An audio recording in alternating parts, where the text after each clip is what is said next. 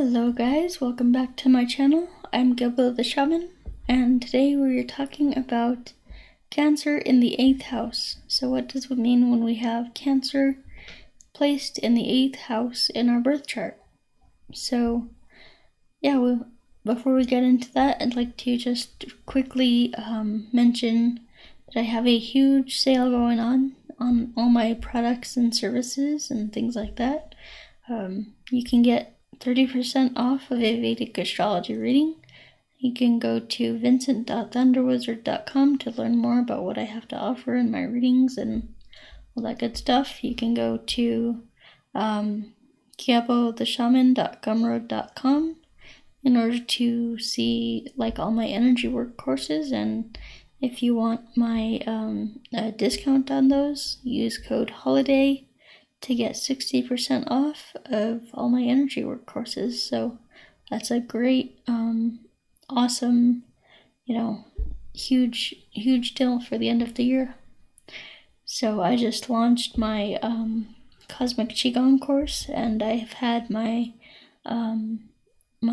self-transformation challenge up for about 6 months. So you can check that out. Okay. And my courses are also available at patreon.com/GeboTheShaman, and there, what that site does is you just pay like $33 a month, and you can get access to all my courses and things like that. And yeah, it's a really great way to support the channel. So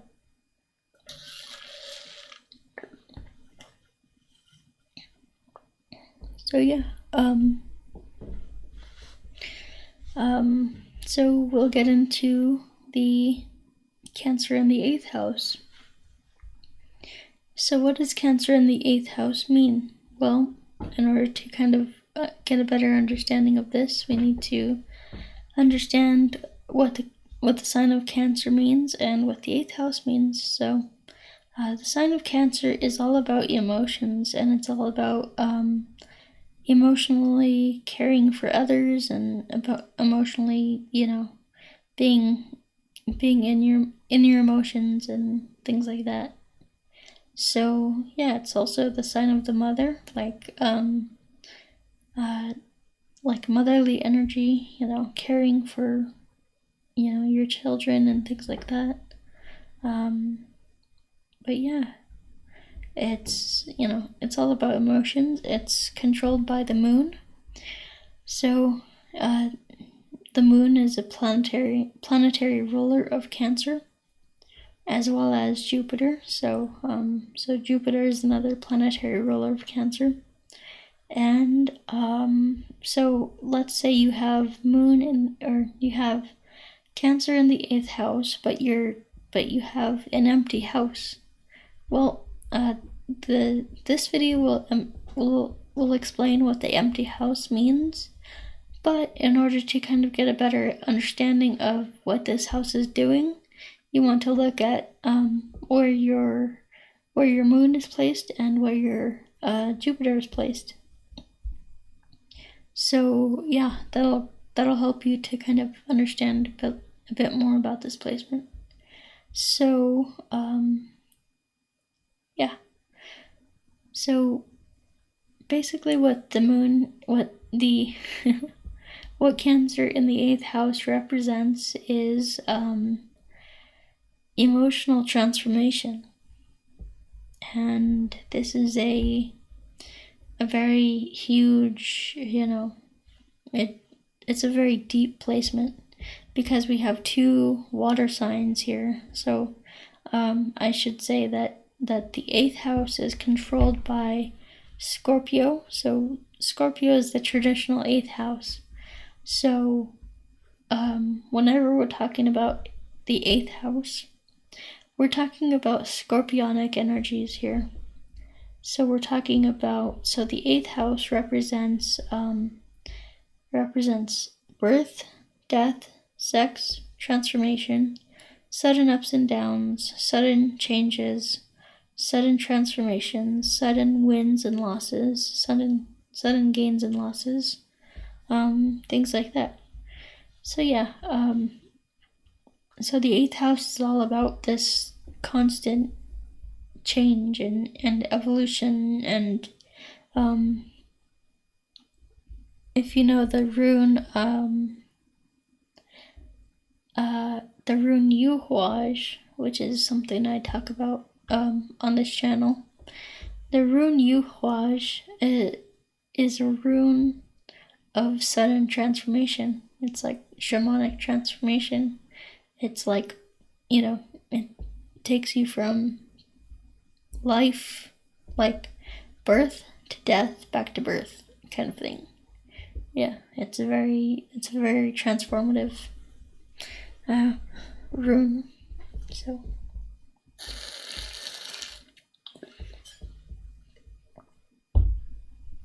anyway, guys, so what can I say about this placement?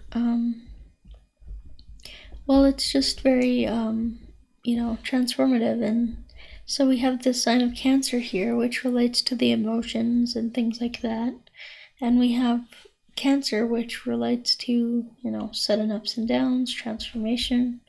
And so the sign of or the 8th house here is always trying to transform us. It's always trying to get us to it's always like throwing a wrench in the works, and then we have the sign of Cancer here, which is controlled by the moon. The moon is always in flux too. It's always changing. It's always going. So one of the things about the moon is a very watery planet. Cancer is a very watery sign. Scorpio is the 8th house is a watery house. So it's like it's always this state of like change and things. So we're talking about the moon here, and especially with the moon, what does the moon do? The moon waxes to full and it wanes to a new moon, right? It the light of the sun shines on it and then it doesn't. It's always in this state of like flux. And the moon also controls the tides. So the moon controls the tides, so the tides are always rising and falling. They're never the same. So it really can, this can have a major impact on your mood, on your mind, you might have some mental issues here. You might need some counseling, some help, just because of the nature of this placement is so crazy. Like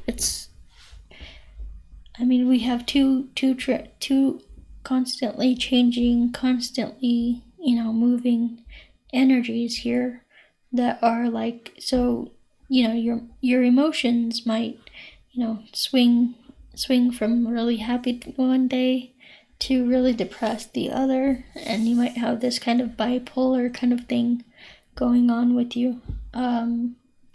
It could be a manic depressive where you're happy and then super depressed.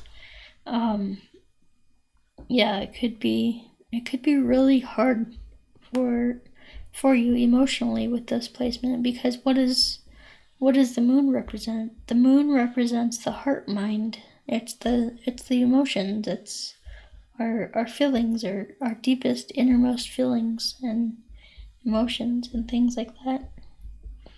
And so this placement can be really, really I can't talk today. Really, really tough. It can be really, really challenging. It can be really frustrating. Because this kind of gives me a sign, an indication of like a mental imbalance here. but I'm trying to think on the positive side what could be the what could be the positive of this sign. So, I mean, one thing is, I think you would be a Sagittarius with this placement. Correct me if I'm wrong, but yeah, you should look at my video on your ascendant, because that'll give you a better indication of what's going on in this house. So I think you could be, we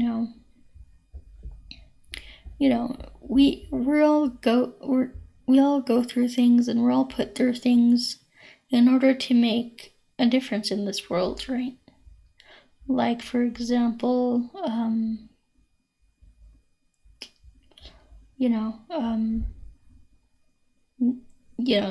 survivors of abuse and things, speaking out against abuse, and helping victims of abuse to heal.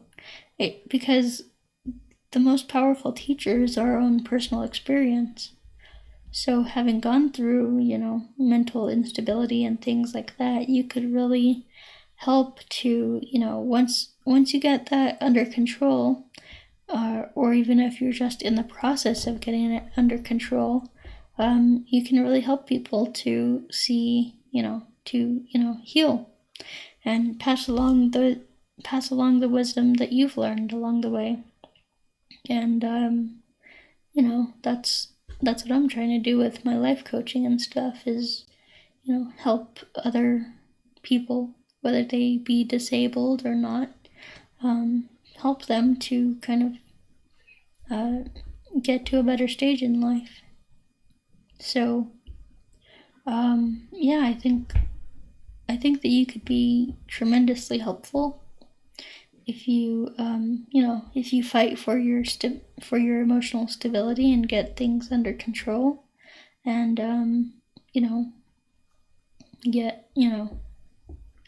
it's because you could be really helpful to people who are going through their own struggles and stuff. So that's the positive side about it. I mean,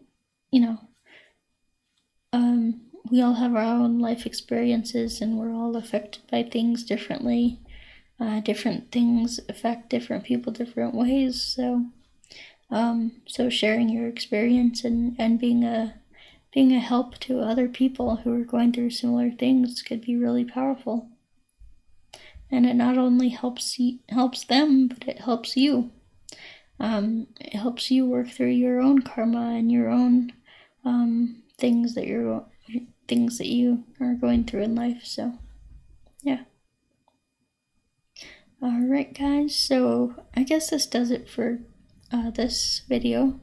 One more thing to mention is that, your relationship with your mother might be very, transformational, might be very, chaotic and things like that too. Alright, guys, so once again, check out my links. They are having massive sales going on through the end of the year, so check those out. Check out all the links, check out my websites to learn more and discover all that I have to offer you. So, alright, guys, so peace. Until next time, take care.